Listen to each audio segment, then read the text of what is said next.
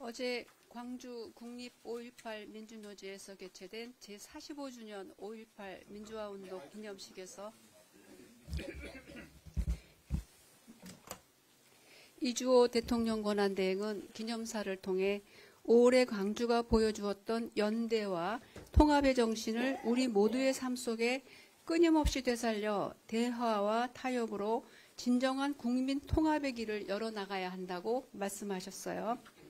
기념식을 마치고 같은 장소 민주의 문 앞에서 더불어민주당 이재명 대통령 후보는 5.18 광주 민주화 운동 정신을 헌법 전문에 수록하는 개헌을 제안했습니다.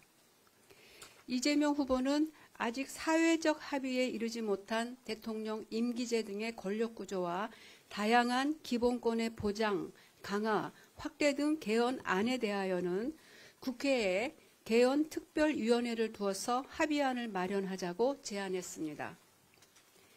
이재명 후보의 개헌안 제안은 그동안 이 후보가 일관되게 견지해온 국민 주권과 민주주의 강화, 대통령의 거부권 제한, 총리에 대한 국회 추천, 감사원 국회 이관 등 권력 분산, 대통령 권한 억제를 위한 포괄적인 설계를 담고 있습니다. 주지하다시피 개헌은 대통령이 하는 게 아닙니다. 국회에서 발의하고 국민 투표를 거쳐야 합니다. 이 후보는 선결과제로 국민투표법 개정도 필요하다고 지적했습니다. 지금의 헌법은 1987년 전두환의 제5공화국 독재를 종식시키는 6월 민주항쟁이 있고 난 후에 대통령 직선제로 전환한 것으로 제6공화국 헌법이라고도 합니다.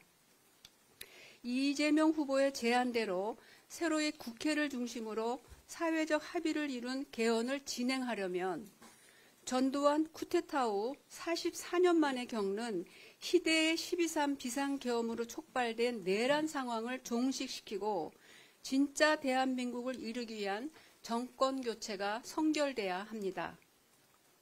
그때에는 사회의 정상화와 제7공화국으로 거듭나는 개헌과 전환이 유의미해질 것입니다. 그때는 이재명 후보의 제안대로 국회에 특별위원회를 두어 각 정당은 물론 정치권을 넘어 시민사회의 다양한 논의들을 수렴하고 국민과 소통하며 국민적 합의를 이루는 절차적 과정이 매우 중요해집니다. 권력구조 개편에만 중점을 둔 정치권 내의 논란은 국민들에게 폭넓은 설득력이 떨어질 수 있다는 점을 유의해야 합니다. 제6공화국 헌법 이후 1990년대부터 새로이 국제사회와 국내에서 제기된 지속가능 발전, 기후위기 대응 등 새로운 이슈들도 차분하고 신중하게 다뤄져야 합니다.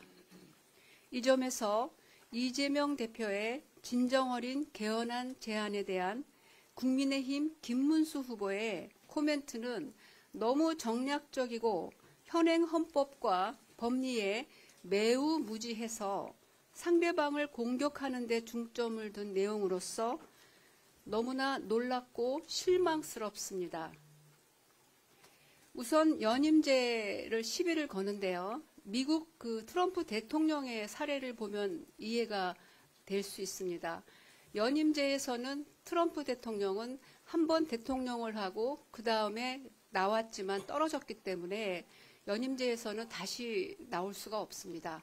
그러나 중임제에 따르면 한 번 대통령을 하고 떨어진 다음에 다시 나올 수가 있습니다. 그래서 트럼프 대통령이 이번에 당선된 겁니다.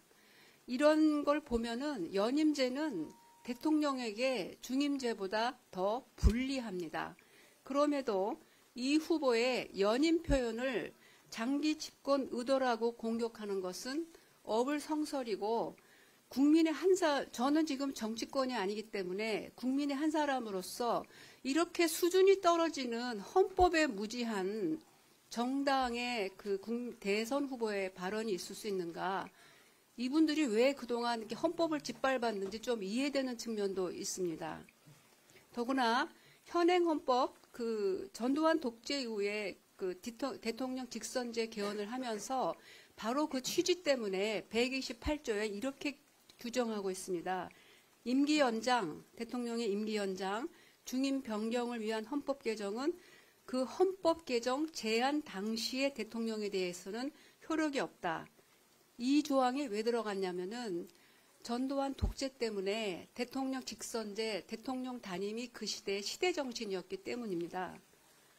이재명 대통령은 어제 우리 그 선대위에서도 말씀드렸듯이 만일에 제7공화국 헌법을 여는 그 국회에서 그 개헌이 진행된다면 6공화국에서 7공화국으로 넘어가는 마지막 단임제 대통령이 될 것입니다. 국민의힘과 김문수 후보는 새로운 헌정체제 전환을 위한 개헌 언급에 앞서서 국민들 앞에 12.3 내란에 대한 진지한 성찰과 반성부터 보여줘야 합니다. 선거 시기에 와서 몇 마디로 계엄을 사과한다고 해서 12.3 이후 국민의힘과 집권 정부가 보여줘온 내란 동조와 위헌 행태들이 그대로 사라지거나 국민들 기억 속에서 지워질 수는 없는 것입니다.